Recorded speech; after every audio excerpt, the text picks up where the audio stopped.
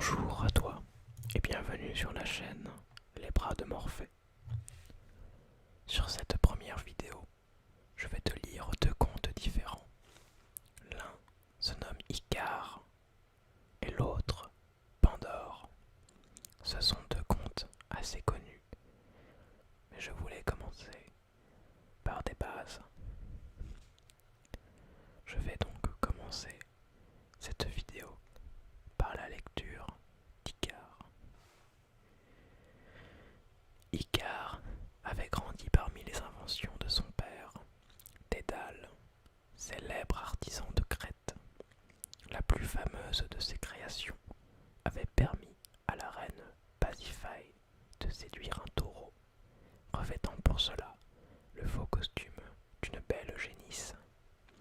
Mais cette curieuse union avait donné le jour à une bête monstrueuse, mi-homme, mi-taureau, que l'on nomma le Minotaure. Minos, roi de Crète, se sentit humilié par l'abominable fruit de la trahison de son épouse. Il en conçut une immense honte et voulut dissimuler l'horrible animal. Il fit appel à Dédale, qui, après avoir aidé la reine, vola donc au secours du roi. Celui-ci lui demanda de construire un labyrinthe afin d'y enfermer le Minotaure. Convaincu du talent de son illustre architecte, son indignation fut quelque peu apaisée. Après des jours d'intense labeur, Dédale déposa enfin ses plans et fit débuter les travaux. Le labyrinthe était l'une de ses plus ingénieuses, mais aussi la plus inquiétante de ses inventions. Il consistait en une interminable suite de détours et de lacets qui rendaient impossible à quiconque d'y pénétrer et d'en trouver l'issue. Ainsi, le Minotaure y fut complètement pris au piège. Ses rugissements s'élevaient au-dessus des hautes murailles et son ombre terrifiante arpentait sans fin les méandres de son vaste enclos. Pour calmer ses accès déchirants de rage, Minos devait lui faire livrer de la chair humaine. Puisqu'il ne pouvait sacrifier ses citoyens, il ordonna aux Athéniens qu'il avait vaincus lors d'une précédente expédition de lui livrer 7 hommes et 7 jeunes filles afin de les donner en pâture au Minotaure. Les jeunes gens qui avaient eu l'écho de cette effrayante bête pénétrèrent apeurés dans le labyrinthe. C'est alors que Thésée, héros célèbre et reconnu de tous, décida de mettre un terme au massacre et se rendit en Crète. Minos accueillit le jeune homme avec mépris et l'écouta distraitement, convaincu qu'il n'avait aucune chance de sortir vivant du labyrinthe. Mais Ariane, la ravissante fille du roi, apercevant le beau jeune homme, en tomba amoureuse. Elle ne le souhaitait pas voir, son nouvel amant, succomber sous les griffes du redoutable monstre, et alla implorer Dédale, afin qu'il lui vienne en aide. Celui-ci la convainquit de nouer, au poignet de Thésée, un long fil qui se déroulait derrière ses pas, lui indiquant le chemin qu'il aurait à emprunter pour retrouver la sortie. Grâce à ce stratagème, Thésée terrassa le Minotaure et un soupir de soulagement s'éleva du cœur de la cité athénienne. Quant à Minos, il se sentit une fois de plus trahi et s'empressa d'aller trouver Dédale, qui l'enferma avec son fils dans son propre labyrinthe. Dédale était au désespoir. Sans fil attaché à son poignet, il ne savait que trop bien ce à quoi il était condamné, tant son œuvre était infaillible. Il regrettait amèrement d'avoir inventé ce terrible piège. Il leva les yeux au ciel, dans l'espoir d'y voir poindre la clémence des dieux, et s'apprêta à les implorer quand lui vint une brillante idée. Il n'y avait aucune chance de trouver l'issue terrestre du tortueux labyrinthe, certes, mais la voie des airs, elle, s'offrait à eux dans tout son étendue. Il avait avec lui de la cire et n'eut pas de mal à se procurer des plumes. Il se mit donc à confectionner, pour lui et pour son fils, de majestueuses ailes assez résistantes pour les soulever de terre. Après les avoir fixées sur le dos d'Icare, il prit son visage entre ses mains et lui dit : « Mon fils, écoute les sages conseils de ton père afin de mener au mieux notre évasion. Lorsque tu seras transporté par les airs, surtout ne t'avise pas de prendre trop d'altitude. La chaleur du soleil risquerait de te brûler les ailes. De même, ne t'approche pas trop près de l'océan et de ces hautes vagues qui pourraient t'ensevelir. » Exalté, Icare piaffait d'impatience, car, comme pour la plupart d'entre nous, il avait maintes fois rêvé de fendre les airs comme un oiseau. Ils s'élancèrent hors du labyrinthe et atteignirent le ciel grâce à leurs ailes amples et légères. Porté par le vent, Icare se laissait enivrer par le plaisir de sentir la brise le bercer. Le père et le fils volèrent ainsi un long moment, surplombant les sublimes paysages de la Grèce.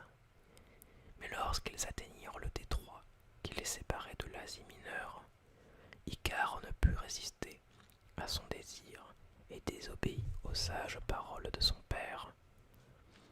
Grisé par le goût de la liberté, il s'élança vers les hauteurs. Il s'approcha dangereusement du soleil et n'entendait pas les cris désespérés de son père, qui percevait trop bien où risquait de le mener son imprudence. Icare jouissait de sa puissance aérienne et, prenant de plus en plus d'altitude, se pensait l'égal des oiseaux, mais, ne résistant pas à l'intense chaleur de l'astre, la cire de ses ailes se mit à fondre, et le jeune garçon fut précipité dans le vide avant de plonger dans la mer qui porte aujourd'hui son nom. Dédale, fou de douleur, alla repêcher le corps sans vie de son fils. Le jeune homme, par défaut d'expérience et de sagesse, avait brûlé l'innocence de son jeune âge à l'attirante chaleur de l'astre solaire. Fin de la première histoire. Icare. Maintenant, je vais te lire l'histoire de Pandore. Lorsque Zeus créa le monde, seuls les hommes peuplaient la terre. Ils étaient protégés par Prométhée, un titan farouchement opposé au pouvoir suprême du Père des dieux. Dans la guerre qui opposait Zeus au titan, le rusé Prométhée parvint à dérober le feu aux divinités de l'Olympe et le donna aussitôt aux hommes. C'est ainsi qu'il subit le terrible châtiment qui l'enchaînait au Caucase. Mais Zeus ne pouvait en rester là et voulut se venger des êtres humains en leur offrant le plus bel objet de leur désir, afin de leur inspirer passion et tourment. Il créa alors la première femme, aussi fascinante que capricieuse. Pandore, c'était son nom, fut façonné à partir de l'argile. Zeus dut demander à Héphaïstos de l'aider. Ils mirent au jour la créature la plus parfaite au monde.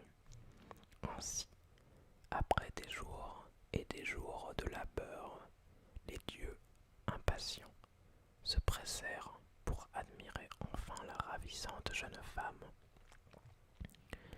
Zeus avait intimé l'ordre à Athéna de lui insuffler la vie, et Pandore s'anima, gracieuse et sublime.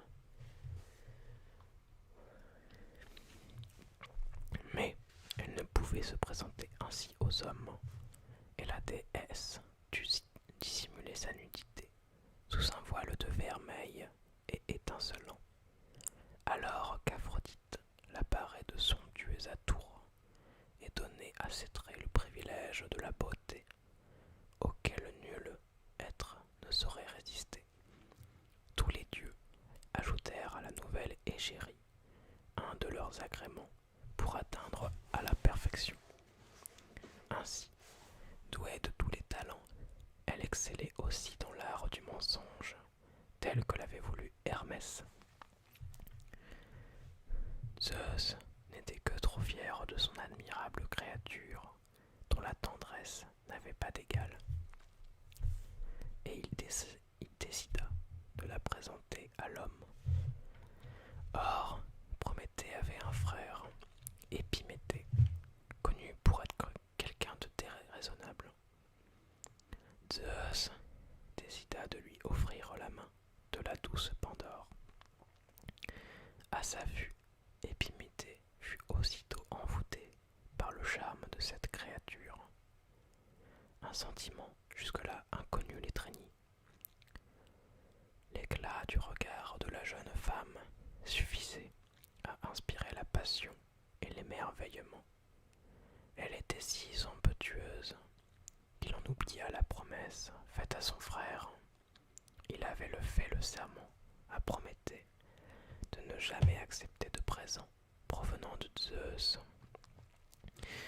Mais il avait été foudroyé par l'amour et ordonné sa vie pour passer le restant de ses jours auprès de la belle Pandore, qu'il gardait alors jalousement près de lui, loin des regards envieux des autres hommes, s'évertuant à satisfaire le moindre de ses désirs. Avant d'envoyer Pandore sur terre, les dieux lui avaient remis une boîte, sans lui dire ce qu'elle contenait, et ils lui ordonnèrent de ne jamais l'ouvrir. Aux côtés de son époux, Pandore jouissait de la vie et savourait son bonheur. Elle avait dissimulé la cassette des dieux, mais ses regards intrigués se portaient souvent sur elle.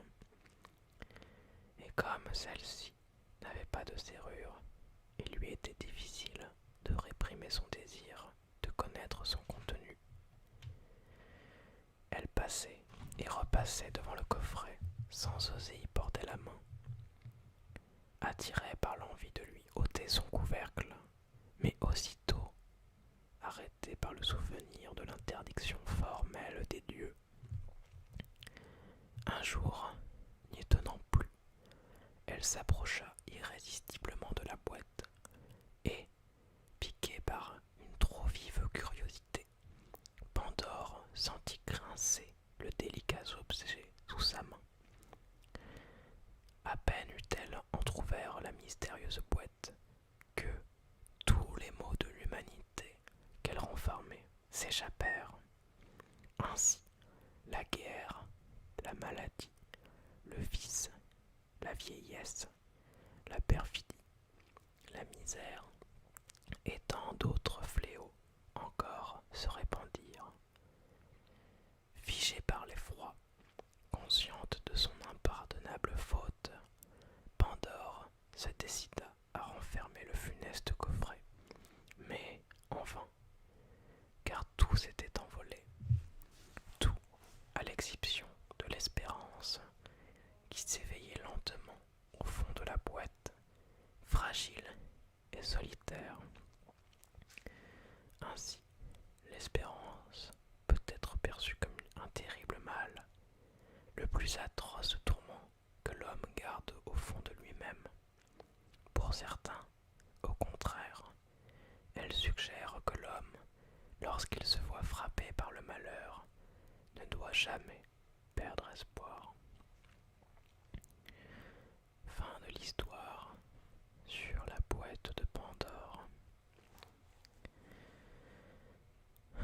J'espère que cette première vidéo en ma compagnie t'aura plu. Si tu penses aimer ce genre d'histoire ou ce genre de vidéo, tu peux t'abonner à ma chaîne, car je pense continuer à lire des contes, des légendes, des fables, et je pense également lire Le Seigneur des Anneaux, chapitre par chapitre, ou en fonction du temps que cela prendra. Passe une bonne nuit ou une bonne soirée.